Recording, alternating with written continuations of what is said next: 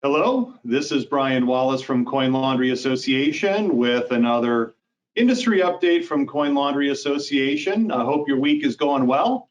I thought I'd check in and just share a few things that are going on. One thing I want to touch on related to COVID is just checking in on your sort of your procedures and some of the adaptations you've made with the pandemic. Just hearing from a few folks that maybe some stores have gotten a little lax with their procedures. I hope you're sticking with the aggressive disinfection and cleaning. I hope you're good with masks. Hope you're good with as much social distancing as you can manage in that store. And we've talked a lot in the last 6 or 8 months about this essential designation, and I just want to remind everyone that that's not a permanent designation, and I really think that being an essential industry is something we need to continue to earn day in and day out, and making sure that we're doing everything that we can to keep our stores as safe as possible for you, for your employees, and of course for your customers. So if you needed just another little reminder just to revisit the steps that you're taking, make this opportunity this week to take a fresh look and update anything that you need to update with respect to the pandemic. I want to continue to bring you other types of advocacy updates on these occasional videos every couple of weeks. A couple things I wanted to update you on. Last time I did mention that the FTC comment period about the recommendation to no longer require care labels on clothing. We can imagine that could create any number of problems for us, self-service customers, perhaps blaming you for a damaged garment, let alone those of you that are doing wash, dry, fold or commercial accounts. Actually, on Thursday, I spoke to the commissioner of the FTC, Commissioner Chopra, and had a long conversation about the importance of care labels, period, but also having the most accurate care labels possible in order for us to do the best possible job. And so I thought it was a very constructive conversation. Ultimately, CLA did submit formal comments along with the American Cleaning Institute, as well as with AHAM, the Association of Home Appliance Manufacturers. So stay tuned on that. I certainly hope that care labels will not only stay in place, but I really encourage a revisiting of the current standards so that can be improved, not just with the cleaning technologies being used, but also the ever-changing nature of the garments that we're looking to process in our stores. So the FTC issue continues, but I see some positive steps there that hopefully will come to fruition. Next, I wanted to update you on another set of comments that we submitted to the Department of Energy, again, along with AHAM. They had put out a comment period regarding the energy conservation standards for commercial clothes washers. You might remember that only really applies to the small chassis style commercial washers, but nonetheless very important to us. And long story short, we made the case that no further changes in the standard were necessary at this time. I consider that sort of a defensive position for us to take, as opposed to opening it up and perhaps having standards that would be ever more increasingly difficult for manufacturers to adhere to, and then obviously that impacts you as the purchaser and ultimately our end customer. So we formally submitted comments with AHAM on the Department of Energy standards, and we'll continue to keep you up to date with respect to any changes that are happening with that particular issue. In recent months, we've been spending a lot of time talking about the coin shortage, and I may have mentioned to you that we've had regular contact with the U.S. Coin Task Force that has been really assigned by the Department of Treasury to do everything they can to attack this issue and make things better. We fielded a survey that a couple hundred of you responded to. Thank you very much. And just today, in fact, shared those results with the U.S. Coin Task Force, and they were very happy and pleased that we are participating, giving them that feedback. A couple things that stood out to me from that survey: 2/3 of you were in fact impacted by the coin shortage, or at least this disruption in circulation. So that kind of gave me some scale as to what that is all about. There was another maybe 30 or 35% of you who indicated that your store went from being regularly quarter positive to becoming quarter negative. I thought that was interesting.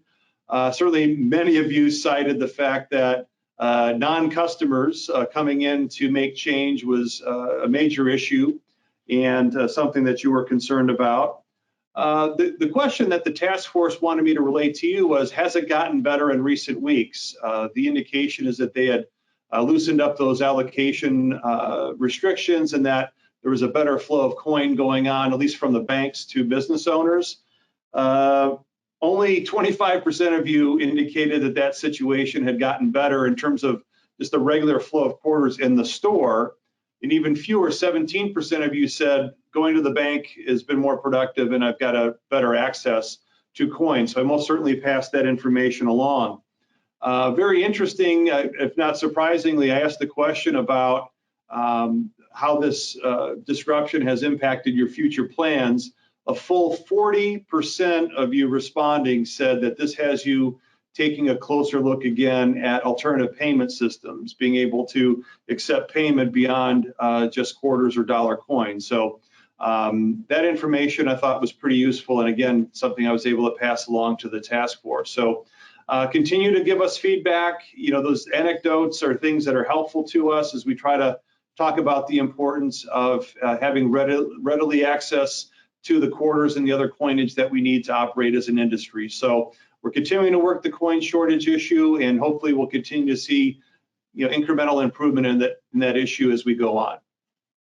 A few other things I wanted to mention, some good news. You can see by the background here that this is the studio that I used for our recent Laundry Cares Literacy Summit. This was the third edition here in 2020, the first time, of course, that we've done it on a virtual basis, and I'm very happy to report that it was a huge success. We had great speakers, great content, great participation. As a matter of fact, it was 876 unique visitors and users of these sessions, so that's really showing us expanding the reach of our Laundry Cares program. We had almost 40 different action plans and commitment to actions that have been submitted, so we think this has given a real boost to our efforts to meet families where they are at the laundromat with the early childhood development, literacy, and books that those families need so much. And this is such a great opportunity for us to demonstrate our corporate social responsibility and give back to the neighborhoods that support us. If you haven't done so yet, one way for you to participate at no cost would be to join the Laundry Cares Network. And you just go to the website, you can sign up, it's free. And basically all you're doing is saying, I'm a community-friendly laundromat, and we put you literally on the map, and really puts us in a position to try to help make connections. If there's a local group that wants to sponsor a reading space in your laundry, or sponsor a special event or some kind of community outreach, the laundromats that are on that inventory are the ones that we're going to be using going forward. And so that number is 700 and rising, and we'd love to add your locations to that list. So please just visit www.laundrycares.org, and a minimum, please join the network, and even better, get engaged, make an action plan, and help us continue this work going forward. Some more exciting news to share this week. CLA members this week got an email announcing CLA's brand new health insurance program. We know that when we do surveys of laundromat owners over the years, that health insurance comes up when we ask about what are some of the things that we can be doing for you. And we know that health insurance is very complicated, very difficult arena, but we did some very careful vetting, and we made a new partnership here recently that I think you're going to like. And so if you're a CLA member, you have an opportunity to visit with our new vendor, get a quote, and really see how we might be able to help you, whether for your own individual or family insurance, coverage that might include your business and your employees, whatever those needs might be. So again, visit coinlaundry.org to get the latest information on CLA's brand new health insurance program. I think it's going to be worth you taking a close look at the opportunity that we're bringing to you this week. As we continue to stock the shelves at the store at coinlaundry.org, just thought I'd give a quick mention to we have a brand new version What you might remember is today's Coin Laundry, a real important guide for new investors getting into the business. We've updated it here. It's got a new name, Today's Laundromat, but still filled with great information. So if you're a new investor, this is a tremendous resource you can now find in our store. If you're working with new investors, there's another good source of information that you could share with folks that are looking to research the industry. And remember, we have a new investor resource page that pulls together all the various resources and support that we have for people that are learning about the business. And you've heard me say this before, an educated new investor helps the whole industry, right? We're not trying to sell a bill of goods here. We want to give people a clear-eyed look at what this industry is all about by giving them the best information possible. So check out all those resources, but just know there's a brand new version of Today's Laundromat that you can use to help your education in the industry. Last but not least, I'd like to just make sure that you're aware of our next online webinar series. We have on October 7th, we have a program dedicated to utilities. Utilities are so important.